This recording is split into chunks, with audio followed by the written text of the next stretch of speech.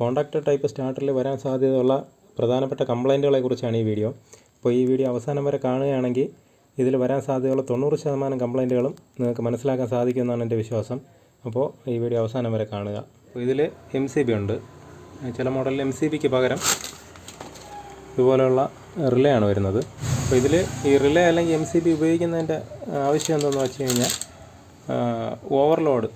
Overload വന്നു കഴിഞ്ഞാൽ trip ആവാനായിട്ടാണ്. അപ്പോൾ അതിൽ ഈ റിലേ വരുന്നതിലാണെങ്കിൽ നമുക്ക് റേഞ്ച് ഉണ്ട്, അഡ്ജസ്റ്റ് ചെയ്ത് വയ്ക്കാം. ഇത്ര ആംപിയറിന് മുകളിൽ കറണ്ട് എടുത്തു കഴിഞ്ഞാൽ അത് ട്രിപ്പാകും എന്നുള്ളത് നമുക്ക് അഡ്ജസ്റ്റ് ചെയ്ത് വയ്ക്കാൻ പറ്റും.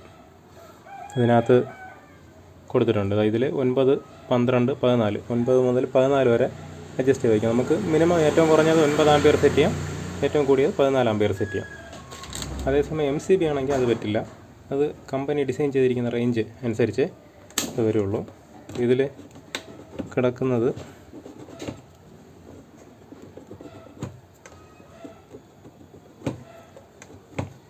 എത്രയാണെന്ന് അറിയില്ല, എൻ്റെ പ്രിൻറ്റിംഗ് ഒക്കെ മാഞ്ഞു പോയിരിക്കുകയാണ്. ഇപ്പോൾ മിക്കവാറും 16 ആയിരിക്കും. 1.5 HP പമ്പാണിത്. ഇത് CRIയുടെ പാനൽ ബോർഡാണ്, CRI കമ്പനിയുടെ പാനൽ ബോർഡാണ്. അപ്പോൾ ഇതിൽ മിക്കവാറും 16 ആംപിയറിൻ്റെ ആയിരിക്കും MCB വരുന്നത്. അപ്പോൾ അതിൽ വോൾട്ട് മീറ്റർ, അമ്മീറ്റർ ഒക്കെ ഉണ്ട്. പിന്നെ ഇൻഡിക്കേറ്റർ ഉണ്ട്. സ്റ്റാർട്ട് ചെയ്യാൻ പച്ച ബട്ടണുണ്ട്, ഓഫ് ചെയ്യാനായിട്ട് റെഡ് ബട്ടണുണ്ട്.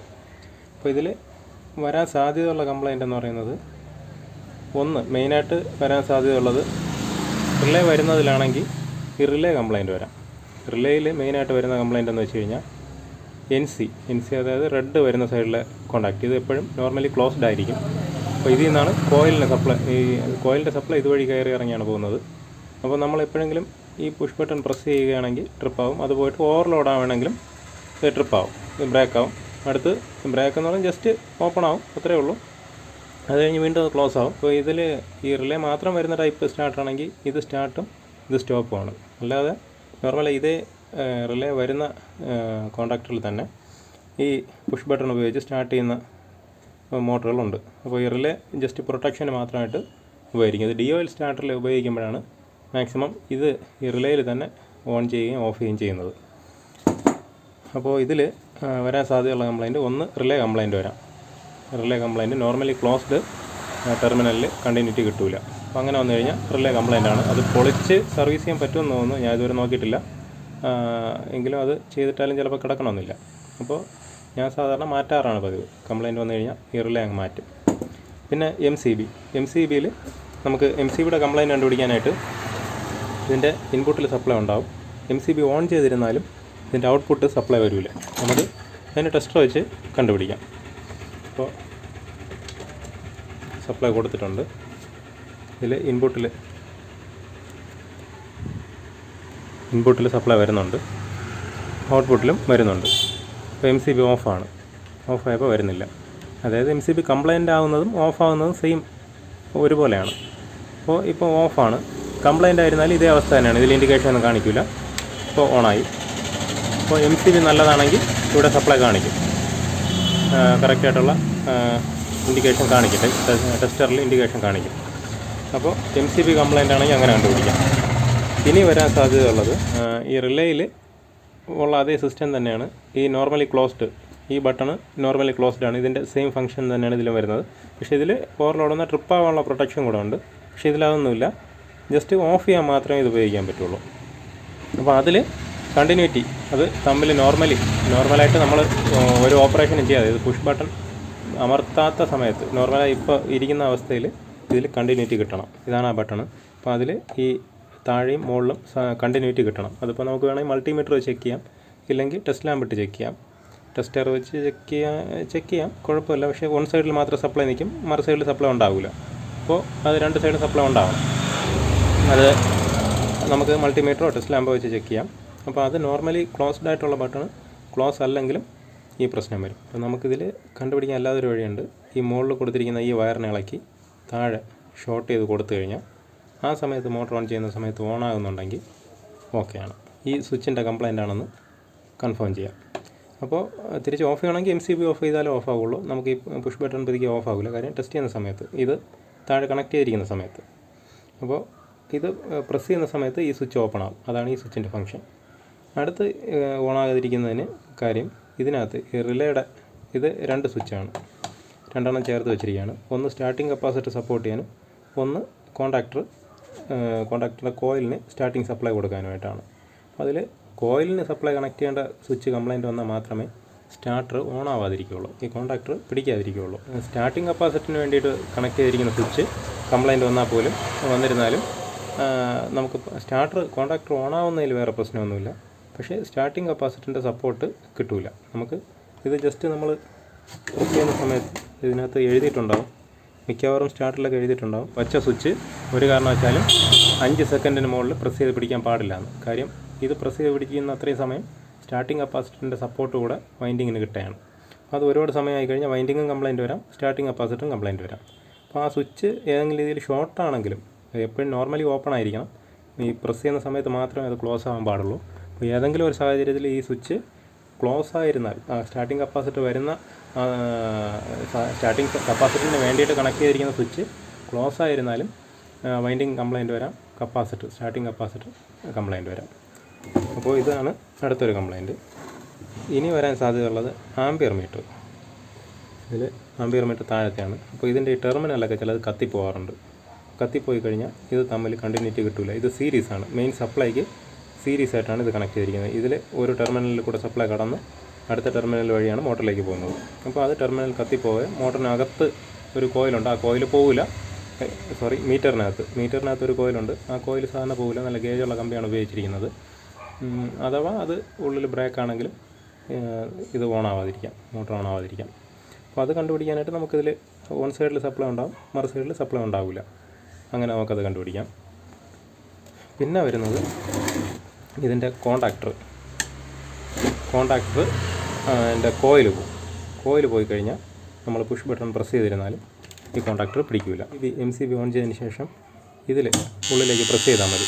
അപ്പോൾ അത് പിടിക്കുന്നുണ്ടെങ്കിൽ നമുക്ക് ഇവിടെ ഏതോ ഒരു കംപ്ലൈൻറ്റാണ്, ഈ സ്വിച്ചിൽ ഏതോ ഒരു സ്വിച്ചിൻ്റെ കംപ്ലൈൻറ്റ് കൊണ്ടാണ്. മാക്സിമം ഈ പച്ച ഈ കോയിലിന് വേണ്ടിയിട്ട് വരുന്ന സ്വിച്ച് കംപ്ലൈൻറ്റ്, കോയിലിന് വേണ്ടിയിട്ട് വെച്ചിരിക്കുന്ന പുഷ് ബട്ടൺ കംപ്ലൈൻറ്റ് വന്നാലാണ് നമുക്ക് ഇതിൽ പ്രസ് ചെയ്ത് കഴിഞ്ഞാൽ ഓണാകുന്നത്. നമ്മൾ പച്ച പുഷ് ബട്ടൺ പ്രസ് ചെയ്താൽ ഓണാവില്ല, അതേസമയം ഈ കോണ്ടാക്ടറിൻ്റെ സെൻറ്ററിൽ ഇതുപോലെ പ്രസ് ചെയ്യുമ്പോൾ ഓണാകും. അതിപ്പോൾ നമുക്ക് കൺഫേം ചെയ്യാം ഇതിൽ പച്ച സ്വിച്ചിൽ ഈ കോയിലിന് വേണ്ടിയിട്ട് സപ്ലൈ കണക്ട് ചെയ്തിരിക്കുന്ന സ്വിച്ച് കംപ്ലൈൻ്റ് ആണെന്നുള്ളത്.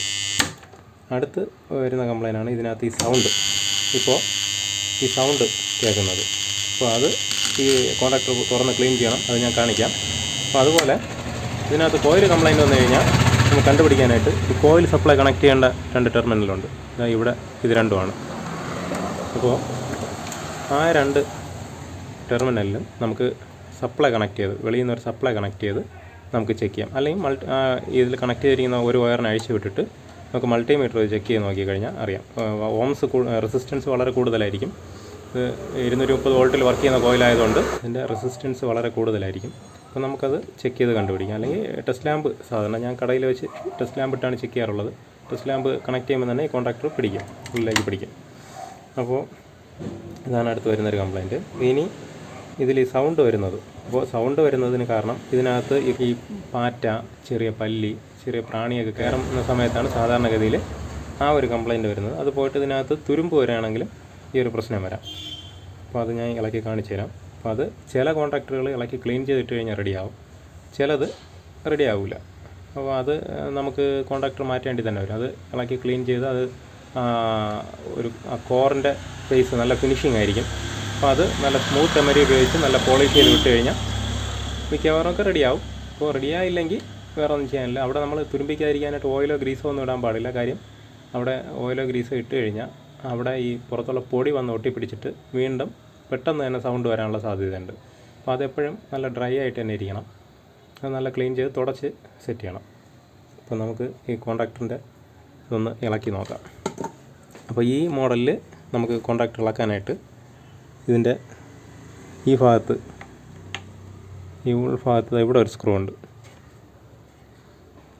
അതൊക്കെ കാണാമെന്നറിയില്ല. ഭാഗത്തൊരു സ്ക്രൂ ഉണ്ട്. അതുപോലെ ഈ ഭാഗത്തും ഒരു സ്ക്രൂ ഉണ്ട്. ഇവിടെ ഒരു സ്ക്രൂ ഉണ്ട്. അപ്പോൾ ഈ 2 സ്ക്രൂ അഴിക്കുമ്പോൾ നമുക്കിതൊന്ന് ഊരിയെടുക്കാം. സപ്ലൈയുടെ വയർ ഇളക്കി വിടാം.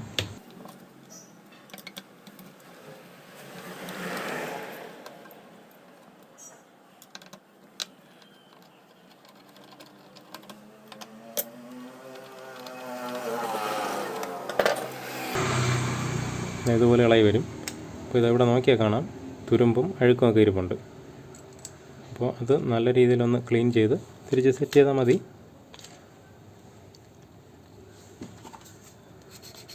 അപ്പോൾ എമരി ഉപയോഗിച്ച് ക്ലീൻ ചെയ്തിട്ട് നല്ല തുടച്ച് സെറ്റ് ചെയ്യണം. അപ്പോൾ ഈ സ്റ്റാർട്ടർ ഈ പാനൽ ബോർഡ് കംപ്ലൈൻറ്റ് വന്നത് ഇതായിരുന്നു. ഈ സൗണ്ട് പറഞ്ഞിട്ടാണ്, ഭയങ്കര സൗണ്ടെന്ന് പറഞ്ഞിട്ടാണ് ഈ സ്റ്റാർട്ടർ കൊണ്ടുവന്നത്. അപ്പോൾ അതിനോടൊപ്പം തന്നെ ഞാൻ ഈ ബാക്കി കംപ്ലൈൻറ്റുകളെ കുറിച്ച് പറഞ്ഞെന്നുള്ളതേ ഉള്ളൂ. ഞാൻ ഇടയ്ക്ക് പറയാൻ വിട്ടുപോയി. അപ്പോൾ ഇതിൻ്റെ ഈ കോയിൽ കംപ്ലൈൻറ്റ് വന്നു കഴിഞ്ഞാൽ നമുക്കിതിൽ ചുറ്റിയെടുക്കാം. ഈ പുറത്ത് കാണുന്ന ഈ തുണി ഇളക്കി കഴിഞ്ഞാൽ നമുക്കതിൻ്റെ ടേൺസ് നോക്കിയിട്ട് ചുറ്റിയെടുക്കാൻ പറ്റും. വേറെ LND ടൈപ്പ് കോണ്ടാക്ടർ അത് ഞാൻ കാണിക്കാം.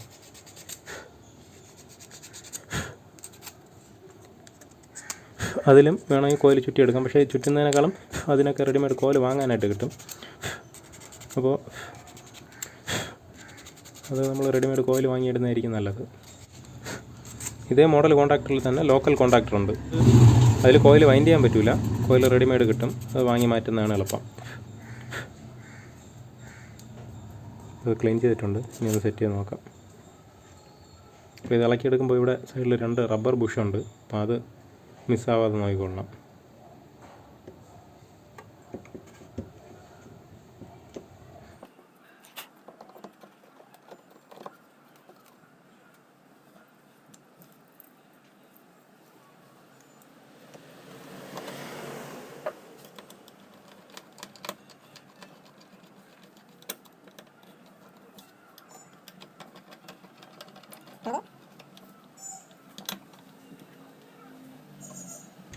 നമുക്ക് ഈ മോഡൽ കോണ്ടാക്ടറും LND ടൈപ്പ് കോണ്ടാക്ടറും ക്ലീൻ ചെയ്യാനായിട്ട് നല്ല എളുപ്പമാണ്. ഇതിൻ്റെ ഈ കോറിൻ്റെ ഇടയിൽ വരുന്ന പൊടിയും അഴുക്കും ഒക്കെ ക്ലീൻ ചെയ്യാൻ എളുപ്പമാണ്. ഓൺ ചെയ്ത് നോക്കാം.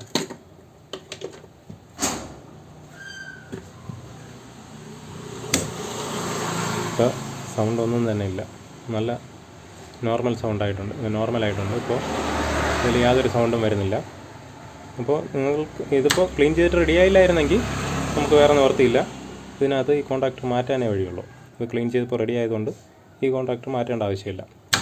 പിന്നെ ഇതിനകത്ത് വരാൻ സാധ്യതയുള്ളൊരു കംപ്ലൈൻറ്റ് എന്ന് പറയുന്നത്, നമ്മൾ ഈ പുഷ് ബട്ടൺ പ്രസ് ചെയ്യുമ്പോൾ ജസ്റ്റ് കോണ്ടാക്ടർ താഴും, അത് കഴിഞ്ഞ് വിട്ട ഉടനെ തിരിച്ചു വരും. അപ്പോൾ അതിന് കാരണം ഇതിൻ്റെ ഈ 2 ടെർമിനലും തമ്മിൽ കോണ്ടാക്റ്റ് കിട്ടുന്നില്ല. ഇതിനകത്ത് സ്വിച്ചിങ് വരുന്ന ആ ടെർമിനൽ എന്തെങ്കിലും അഴുക്കോ പൊടിയോ കയറി അല്ലെങ്കിൽ സ്പാർക്കായി കരിഞ്ഞിട്ടുണ്ടാകും.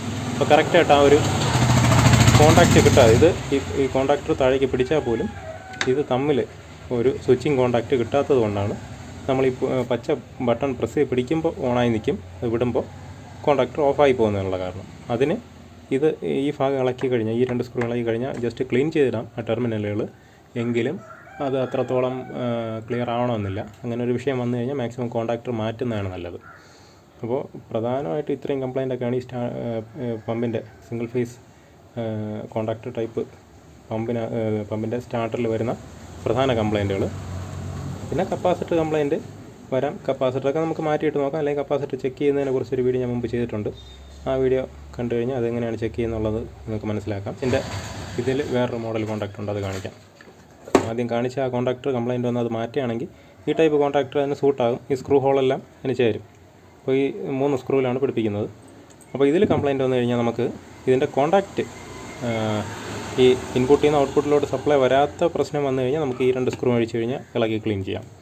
അതല്ലാതെ നമുക്ക് ഈ ടൈപ്പ് കോണ്ടാക്ടറിൽ ഇതിൻ്റെ അകത്ത് വരുന്ന ടെർമിനലുകൾ പ്രത്യേകം വാങ്ങാനായിട്ട് കിട്ടും.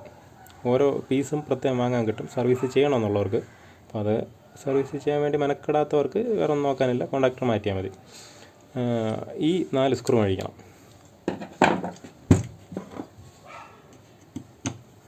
നമുക്ക് ഇതിനകത്ത് കോയിൽ മാറ്റുകയോ അല്ലെങ്കിൽ സൗണ്ട് വരുമ്പോൾ അത് ക്ലീൻ ചെയ്യുകയോ ചെയ്യണമെങ്കിൽ ഈ 4 സ്ക്രൂ അഴിക്കണം.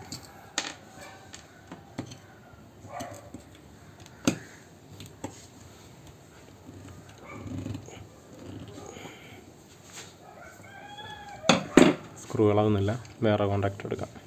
കംപ്ലൈൻറ്റ് വന്നിട്ട് മാറ്റിയ കോണ്ടാക്ടറാണ്, ഇത് സ്ക്രൂ ഒന്നും ഇളകുന്നില്ല. അപ്പോൾ ഇതിൽ ഈ മോഡൽ കോണ്ടാക്ടർ വരുന്നത്, ഈ കോണ്ടാക്ടർ ഫുള്ളായിട്ട് ഇളക്കി കയ്യിലെടുത്താൽ നമുക്കിത് സർവീസ് ചെയ്യാൻ പറ്റുള്ളൂ. ഇത് സർവീസ് ചെയ്യാനായിട്ട് പറ്റുള്ളൂ.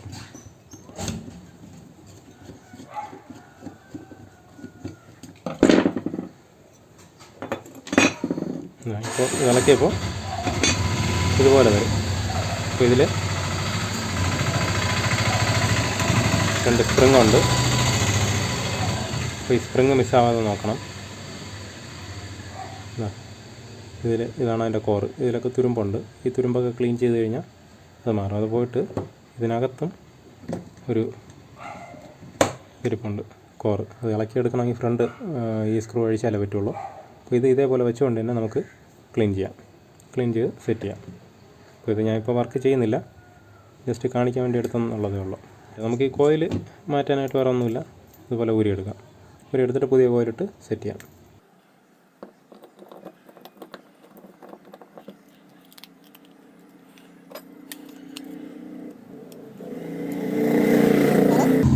ഇനി LNT ടൈപ്പ് കോൺട്രാക്ടർ കാണിച്ചു തരാം. അപ്പോൾ ഇതൊരു സാധാരണ DOL സ്റ്റാർട്ടറാണ്. അപ്പോൾ ഇതേ മോഡൽ ഇതിനകത്ത് വരുന്ന അതേ കോൺട്രാക്ടർ തന്നെ ചില മോട്ടറുകളുടെ പാനൽ ബോർഡിനകത്ത് കോൺട്രാക്ടർ ടൈപ്പ് പാനൽ ബോർഡിനകത്ത് വരാറുണ്ട്. അപ്പോൾ അല്ലെങ്കിൽ തന്നെ നമ്മുടെ ഈ DOL സ്റ്റാർട്ടറിൽ തന്നെ കംപ്ലയിൻറ്റ് വന്നാലും നിങ്ങൾക്കിത് അറിഞ്ഞിരുന്നു കഴിഞ്ഞാൽ സർവീസ് ചെയ്യാൻ പറ്റും. അപ്പോൾ ഇതാണ് ഞാൻ നേരത്തെ പറഞ്ഞ റിലേ. ഇതിൽ OLP ഓവർലോഡ് പ്രൊട്ടക്ഷന് വേണ്ടിയിട്ടാണ് ഈ റിലേ വെച്ചിരിക്കുന്നത്. പിന്നെ ഈ കോൺട്രാക്ടറിൻ്റെ ഒരു പ്രത്യേകത, നമ്മളെപ്പോഴും ഇങ്ങനെ ചുവരിൽ കുത്തനെ തന്നെ സെറ്റ് ചെയ്യണം. ഇങ്ങനെ പാടെ സർഫസ് ആയിട്ടുള്ള സ്ഥലത്ത് ഇതിങ്ങനെ വെച്ച് കഴിഞ്ഞാൽ ഈ കോൺട്രാക്ടർ കറക്റ്റായി വർക്ക് ചെയ്യില്ല. ഇതിൻ്റെ വെയിറ്റ് കൊണ്ടാണ് ഈ കോൺട്രാക്ടർ റിലീസ് ആവുന്നത്. സപ്ലൈ വരുന്ന സമയത്ത് ക്ലോസ് ആവും, അടുത്ത് സപ്ലൈ പോകുന്ന സമയത്ത് ഇത് റിലീസ് ആവണമെങ്കിൽ ഈ വെയിറ്റ് കൊണ്ടാണ് റിലീസ് ആവുന്നത്. അപ്പോൾ അതുകൊണ്ട് കുത്തനെ തന്നെ ഇത് സെറ്റ് ചെയ്യണം. അപ്പോൾ ഇതിനകത്ത് കോയിൽ മാറ്റാനോ അല്ലെങ്കിൽ ഇത് ക്ലീൻ ചെയ്യാനായിട്ട് വേറെ ഒന്നുമില്ല. ഈ ഒരൊറ്റ സ്ക്രൂ അഴിച്ചാൽ മതി. അപ്പോൾ ഈ ഒരൊറ്റ സ്ക്രൂ അഴിച്ചു കഴിഞ്ഞാൽ നമുക്കിത് ക്ലീൻ ചെയ്യുക, കോയിൽ മാറ്റുക, എന്ത് വേണമെങ്കിലും ചെയ്യാം. ഇതിങ്ങനെ ഇളക്കിയെടുക്കാം.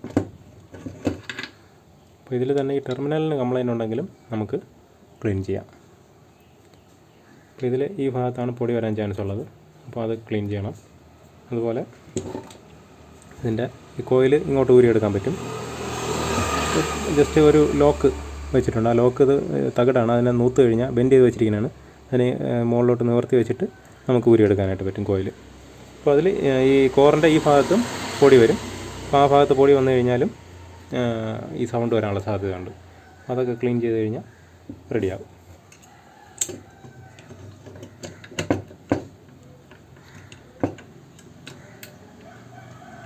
അപ്പോൾ ഈ മോഡൽ സ്റ്റാർട്ടർ നമുക്ക് ക്ലീൻ ചെയ്യാനായാലും കോയിൽ മാറ്റാനായാലും വളരെ എളുപ്പമാണ്. അപ്പോൾ ഇതിലൊരു പ്രത്യേകത ഉള്ളതെന്ന് വെച്ച് കഴിഞ്ഞാൽ ഇതേ മോഡൽ കോൺട്രാക്ടറിൽ തന്നെ സിംഗിൾ ഫേസും 3 ഫേസും വരും. അപ്പോൾ സിംഗിൾ ഫേസിന് നമ്മൾ വാങ്ങിക്കുമ്പോൾ അതിൻ്റെ കോയിൽ നോക്കി വാങ്ങണം, ബാക്കി ഒന്നിലും വ്യത്യാസം വരില്ല. പിന്നെ ഈ ആംബിയർ റേറ്റിംഗ് 9-14, ഇത് 9-14 ആണ്. അപ്പോൾ ഇതിൽ ആംബിയർ വ്യത്യാസം റിലേ വരുന്ന ടൈപ്പ് കോൺട്രാക്ടർ വരും, അതേ ഉള്ളൂ. അല്ലാതെ കോയിൽ 230 ഉണ്ട്, 440 ഉണ്ട്. അപ്പോൾ നമ്മളത് ശ്രദ്ധിച്ച് വാങ്ങണം. സിംഗിൾ ഫേസിനാണ് ഉപയോഗിക്കുന്നതെങ്കിൽ ഉറപ്പായിട്ടും 230 തന്നെ വാങ്ങണം. 3 ഫേസിനാണെങ്കിൽ 440, എങ്കിലേ കറക്റ്റായിട്ട് വർക്ക് ചെയ്യുള്ളൂ. പക്ഷേ സിംഗിൾ ഫേസിൻ്റെ 3 ഫേസിൽ ഉപയോഗിക്കുകയാണെങ്കിൽ ഉറപ്പായിട്ടും കോയിൽ കത്തിപ്പോവും. 3 ഫേസിൻ്റെ സിംഗിൾ ഫേസിൽ ഉപയോഗിച്ചെന്ന് വെച്ചിട്ട് വേറെ പ്രശ്നമൊന്നുമില്ല. കോൺട്രാക്ടർ കറക്റ്റായിട്ട് വർക്ക് ചെയ്യണമെന്നില്ല, അതേ ഉള്ളൂ. വേറെ കംപ്ലയിൻ്റ് വരാനുള്ള ചാൻസ് ഇല്ല. പിന്നെ ഇതിൽ സപ്ലൈ കണക്ട് ചെയ്യാനായിട്ട് ഇൻപുട്ട് 3 ഫേസ് ആണെന്നുണ്ടെങ്കിൽ 3 ഫേസും ഈ മുകളിൽ കാണുന്ന 3 ടെർമിനലിലായിട്ട് കൊടുക്കണം. സിംഗിൾ ഫേസ് ആണെന്നുണ്ടെങ്കിൽ 1-ലും 3-ലും. ഫസ്റ്റിൽ ഇത് ഒരു ഇൻപുട്ട്, ഇതൊരു ഇൻപുട്ട്. ഇതിൽ ന്യൂട്രൽ കൊടുക്കണം. ഫസ്റ്റിൽ ന്യൂട്രൽ കൊടുക്കണം. കാര്യം ഇതിൽ നിന്നാണ് ഡയറക്റ്റ് കോയിലിന് ന്യൂട്രൽ പോയിരിക്കുന്നത്. അപ്പോൾ ഇതിൽ ന്യൂട്രൽ കൊടുക്കണം, ഇതിൽ വലത് സൈഡ് ഫേസ് കൊടുക്കണം. എന്നിട്ട് ഇതിൽ ഔട്ട്പുട്ട് എടുക്കുന്നത് 1-ലും 3-ലും. ഈ 1-മത്തേലും 3-മത്തേൽ നിന്നാണ് ഔട്ട്പുട്ട് എടുക്കേണ്ടത്. നിങ്ങൾക്ക് ഈ വീഡിയോ ഉപകാരപ്പെട്ടെന്ന് പ്രതീക്ഷിക്കുന്നു. നിങ്ങൾക്ക് ഈ വീഡിയോ ഉപകാരപ്പെട്ടെങ്കിൽ ലൈക്ക് ചെയ്യുക. ഇതുപോലെ മോട്ടോർ വൈൻഡിങ്ങുമായി ബന്ധപ്പെട്ട പുതിയ വീഡിയോകൾക്കായിട്ട് ഈ ചാനൽ സബ്സ്ക്രൈബ് ചെയ്യുക.